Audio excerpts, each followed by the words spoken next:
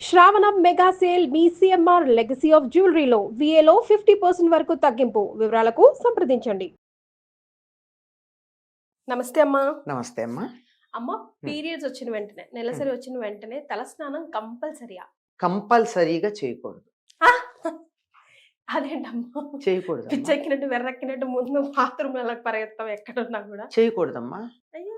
నెలసరి వచ్చింది అంటే ఏంటి అర్థం? శరీరంలో మార్పు వచ్చిందా? ఉమ్, శరీరంలో మార్పు రావడంతో పాటు వేడి వెళ్ళిపోయి చల్లబడిపోతుంది కదా శరీరం.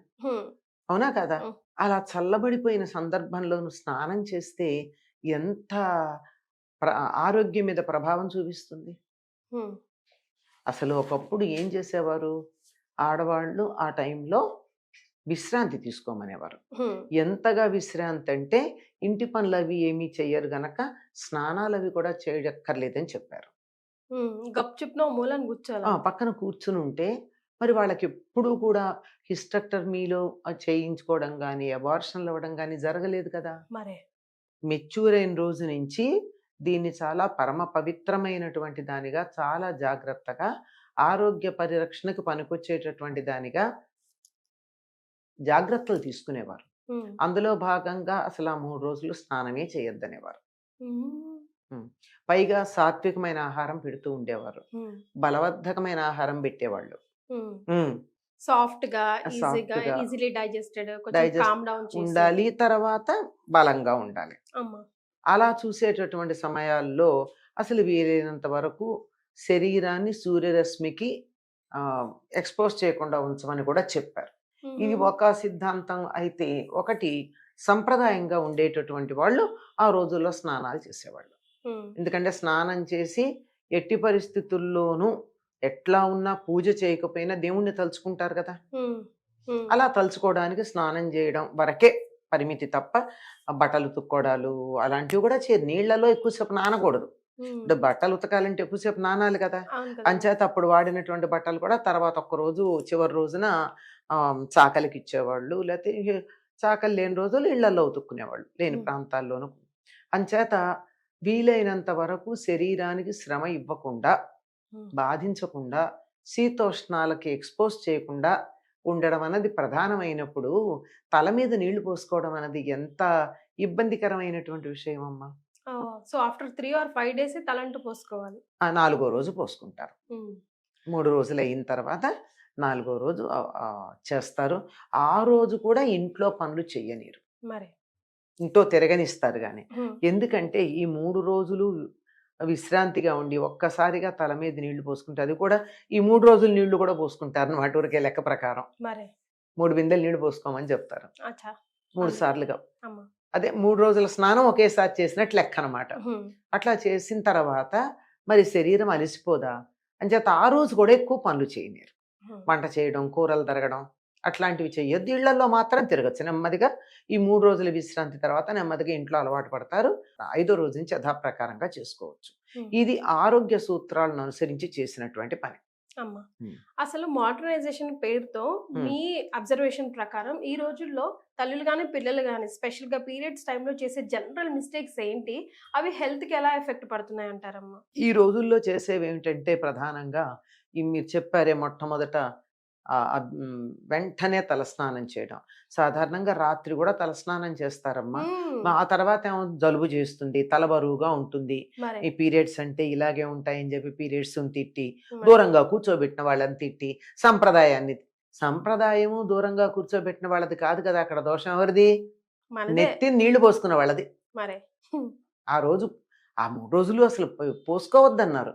అప్పుడు ఏదైనా పండగలు అవి వస్తే కూడా 3 రోజులు తలంటి పోసుకోరు, తర్వాత పోసుకుంటారు.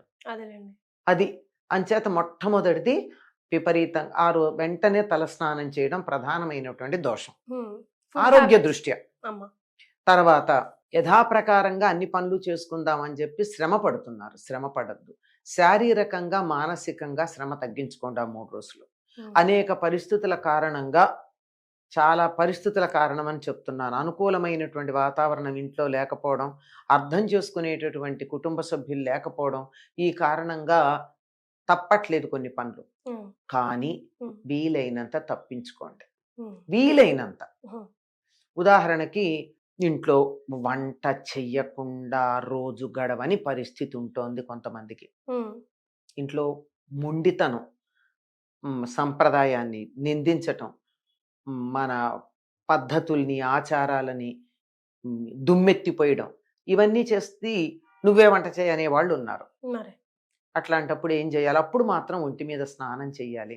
ఉమ్, ఎందుకంటే మాలిన్యాలు కదమ్మా! మరి బయట నుంచి స్నానం మామూలుగానే కాలకృత్యాలు గడితే ఒకటైతే కాళ్ళు చేతులు కడుక్కుంటాం, రెండైతే వీలైనంత వరకు స్నానం చేస్తాం కదా! మరి అట్లాంటిది అంతకన్నా ఎక్కువ మాలిన్యాలు శరీరంలోంచి బయటకు వచ్చేటప్పుడు పదార్థంతో పాటు వాయువు కూడా చెత్తదూస్తుంది కదా! అందులో కిచెన్ స్టార్ట్ చేయాలి, మనం వంట స్టార్ట్ చేయాలంటే డెఫినెట్ గా ఫ్రెష్ గా ఉండాలని చెప్తారు కదా. ఉండదు ఆరోగ్య దృష్ట్యానమ్మా. ఉమ్, ఇప్పుడు టాక్సిన్స్ కూడా బోలెడు వెలువడుతూ ఉంటాయి శరీరం నుంచి. మరి అవన్నీ అందరికీ అనారోగ్యం కలిగించేవి. ఉమ్, కానీ తప్పని పరిస్థితుల్లో అస్సలు తప్పదు, ఇంకా ఇంకొక గత్యంతరం లేదు అన్నప్పుడు మరి చేస్తున్నారు ఆడవాళ్ళు. ఉమ్, ఆ చేసేటప్పుడు ఏం చేయాలి అంటే వీలైనంత తక్కువ పని చేయండి. ఓకే. ఎంత అదే తప్పించుకోవాలి. టైము తెలుస్తుంది కదా ఫలానప్పుడని. ఉమ్, అప్పటికి కావాల్సినవి ముందరే కొన్ని పచ్చళ్ళ లాంటివి అవి రెడీగా పెట్టుకుని, ఫలానా టైం వస్తుందంటే ఒక సెట్ పక్కకు పెట్టేసుకోండి. ఏమైంది ఒక 2 పచ్చళ్ళు పక్కకు పెట్టేసుకుంటే సరి. మరి అప్పుడు వాడుకునే వస్తువులన్నీ కాస్త పక్కన ఒక ఒక ఒక ఉంటాయి కదా! ప్యాకెట్లు ఏవో రకరకాల డబ్బాలు ఏవో ఒకటి ఉంటాయి. వాటిల్లో పక్కన పెట్టేసుకొని వీలైనంత తక్కువ వంట చేయండి. ఉమ్, పని ఏదైనా సరే. Let it be any work. Minimise the work. Um, physical and mental. Um, mental work కూడా వీలైనంత తక్కువ చేయండి. అందుకే కదా పూజలు అవి కూడా చేయొద్దంటారు. అంటే మానసికమైనటువంటి ఎనర్జీస్ వస్తే డిస్టర్బెన్స్ వస్తుంది అనే ఉద్దేశంతో. ఉమ్. అంటే నాకు రాలేదు అంటే నీకు రాలేదంటే అందరికీ రాదని కాదు కదా! అందరూ ఓకే, అందరి ఇప్పుడు బాడీస్ ఓకే ఊళ్ళో ఇంతమందికి మరి 3 ఏళ్ల క్రితం కరోనా ఇంతమందికి వచ్చింది. రాని వాళ్ళు ఎంతమంది లేరు? మరి రాని వాళ్ళని దృష్టిలో పెట్టుకుని ససెప్టబుల్ గా ఉన్న వాళ్ళని ఏం పర్వాలేదు, నాకు రాలేదు కనుక నువ్వు కూడా వెళ్ళు అంటే మరి తప్పు కదా! ఉమ్, మన ఏ సంప్రదాయం చెప్పినా యావరేజ్ హ్యూమన్ బీయింగ్ ని దృష్టిలో పెట్టుకుని చెప్పారమ్మా. ఉమ్. ఎప్పుడు ఎబవ్ ఉంటారు, వాళ్ళు స్టాండర్డ్ కాదు. అందులో ఈ రోజుల్లో పిల్లలు చాలా ఇబ్బంది పడుతున్నారమ్మా పీరియడ్స్ టైంలో. ఉమ్. చాలా అంటే చాలా, అసలు 2-3 రోజులు ఎందుకు ఇబ్బంది స్కూళ్ళకి, పడుతున్నారో కాలేజీలకి నేను చెప్తాను. అమ్మా. మొదటి 3 సార్లు సరైన జాగ్రత్తలు తీసుకోకపోవడం. అది మొదటి 3 సార్లు. ఉమ్. అది అప్పుడు మోడర్నైజేషన్ పేరుతో ఇష్టం వచ్చినట్టు తిరగడం, ఆ, ఇంట్లో పెద్దవాళ్ళ మాటని వినిపించుకోవడం, ఇదంతా చాదస్తాం అనడం మన ఒంటికే తెచ్చి పెడుతుంది. 3 మూళ్ళు 9 రోజులు గాని జాగ్రత్తగా ఉన్నారంటే అసలు అమ్మాయికి 99.9% ఎక్కడో ఉండొచ్చు అనుకో, తర్వాత ఉమ్, సమస్యలు రావు. అది కదలకుండా ఉండడం. ఉమ్, అప్పుడు వాళ్ళు రకరకాలు చెప్తారు, కథలు కూడా చెప్పిస్తారు తర్వాత స్నానం చేసేటప్పుడు చెప్పుకోమని. అమ్మా. ఏది గోళ్ళు కొరికిన పాపం, సూది గుచ్చిన పాపం, ఆ, కుట్టు కుట్టిన పాపం, ఇలాంటివేవో చెప్తారు. ఇవన్నీ పాపాలని. పాపం అంటే అనారోగ్యం. ఉమ్, ఆ సమయంలో సూది గుచ్చుకుందంటే రక్తం అంతా కూడా కొత్తగా ఫ్లో అవుతోంది, రక్తంలో చాలా తేడా వచ్చింది. మరి రక్తానికి ఈ సూది తగిలిందంటే ఏ ఇన్ఫెక్షన్ రావడానికి అవకాశం ఉందో మనం ఏం చెప్తాం. అంచేత చాలా పనులు చేయొద్దంటారు. ఉమ్, ఒక లిస్టు చెప్తారు, ఇవన్నీ చేసిన పాపాలన్నీ పోగొట్టిన ఆయన సూర్యనారాయణమూర్తి అని చెప్పి. 4వ రోజు స్నానం చేశాక సూర్యుడికి దండం పెట్టుకుంటారు. మరి అంటే ఆరోగ్య ప్రదాత సూర్యుడు కదా. ఉమ్, ఇవన్నీ నాకు తెలియక చేసిన నా ఆరోగ్యాన్ని కాపాడమని. అక్కడ పాపం అదే. పోగొట్టమంటే అర్థం ఏంటంటే మరి నా ఆరోగ్యాన్ని కాపాడమని చెప్పడం. ఉమ్, కనుక ఆ 3 రోజులు, మొట్టమొదటి వచ్చినప్పుడు 3 రోజులు ఉప్పు, కారం, పులుపు లాంటివి తినకుండా ఉమ్, పులగం మాత్రమే తిని, ఉమ్, అంటే పులగం గనక అయినట్టయితే బియ్యం ఉంటాయి గనక కార్బోహైడ్రేట్స్, పెసరపప్పు ఉంటుంది గనక వెంటనే అరగడానికి తగినటువంటి ప్రోటీన్స్, ఆ తర్వాత అందులో నెయ్యితో నెయ్యి. చేయాలి. అది ఉమ్, నెయ్యి ఉంటుంది. అబ్బా తినలేను అంటే దాంట్లో బెల్లం వేసుకోవచ్చు, జీలకర్ర, ఒక్క రవ్వ మిరియం, ఉమ్, అంతే. ఉప్పు ఉండదు. ఉప్పు ఉండదు. బెల్లంలో ఉప్పు బెల్లం. ఉంటుంది, అది చాలు. మరి అది కానీ 3 రోజులు తిని పాలు మాత్రమే తాగి ఎంత కావాలంటే అంత తాగొచ్చు. ఉమ్, ఇంకా తింటామని అన్నట్టయితే గారెలు పెట్టచ్చు. ఉమ్, అంటే ప్రోటీన్, కానీ ఉమ్. ఉప్పు ఉండకూడదు. మళ్ళీ వేసి వెయ్యకుండా మరీ తినలేరంటే ఉమ్, అట్లా అట్లా ఏదైనా సందికి తీపి పదార్థాలు పెడుతూ ఉంటారు అందరూ. రకరకాల ప్రోటీన్స్ మన ప్రాంతంలో లేదు, కానీ కర్ణాటక అక్కడ ఏం చేస్తారంటే గర్భవతులకిను పీరియడ్స్ ఉంది మొదటిసారి మెచ్యూర్ అయినటువంటి అమ్మాయికిను వాళ్ళు రకరకాల పప్పులు తీసుకొచ్చి తెచ్చి పెడతారు. గోందు లడ్డులని కదా? గోందులడ్డి బాలింతరాలకిను డెలివరీ టైం కదా ఉమ్, ప్రెగ్నెంట్ లేడీకి. ఉమ్, ఇది గోందు లడ్డు కూడా ఇప్పుడు కూడా పెట్టచ్చు. మరి తర్వాత మినప సున్ని బాగా పెడతారు. మినుము పెడితే నడుం గట్టి పడుతుంది అని ఉమ్, చెప్పి. ఉమ్, తర్వాత నువ్వులు, కొబ్బరి, బెల్లం. బెల్లం, పుట్నాలు, అటుకులు. ఇవన్నీ పుట్నాలు అటుకులు ఎక్స్ట్రా. ఉమ్, ప్రధానం కొబ్బరి, నువ్వులు. ఓకే. ఇవన్నీ పుట్నాలు, అటుకులు, వేరుశనగ పప్పులు అన్ని రకాల పదార్థాలు తర్వాత. మరి ప్రధానంగా పెట్టాల్సింది బెల్లం కాంబినేషన్తో నువ్వులును, వీలైతే కొబ్బరి. ఏం చేస్తుందంటే లోపల మొత్తం అంతా ఎక్కడన్నా క్లాట్స్ ఉంటే వాష్ ఆఫ్ చేసేస్తుంది, ఓకే. ఉమ్, చేసి క్లీన్ చేసేస్తుంది. ఉమ్, ఈ 3 రోజులు నిజంగా కాళ్ళు చేతులు కూడా ఏమిటి కదలలేనట్టు తిమ్మిర్లు ఎక్కినట్టు కూడా అనిపించవచ్చు. ఎందుకంటే ఉప్పు ఉండదు కదా, ఉమ్, అనిపిస్తుంది. అనిపించలేండి, ఏమీ పర్వం. అందుకే కదలద్దన్నారు. మరి కదలకుండా ఉండడానికి కారణం ఏమిటి? కాళ్ళు చేతులు పని చేయవు ఉప్పు లేకపోతే. అసలు బేసికల్ గా మన సిస్టమే అసలు 3-4 డేస్ ఏం పని చేయకుండా బద్ధకంగా అట్లా కూర్చుంటే బాగుండు అన్నట్టే ఉంటుంది. ఉంటుంది. యాక్సెప్ట్ చేసి అలా ఉంటే బాగుండు, బాగుంటుంది. కాదని అలా 3 రోజులు అలా ఉండి ఉమ్, రెండోసారికి కూడా వీలైతే పాటించాలి. ఉమ్, మూడోసారి కూడా పాటించగలిగినట్టయితే ఉమ్. కనీసం మొదటిసారి ప్రధానంగా వెరీ స్ట్రిక్ట్ గా పాటించాలమ్మా.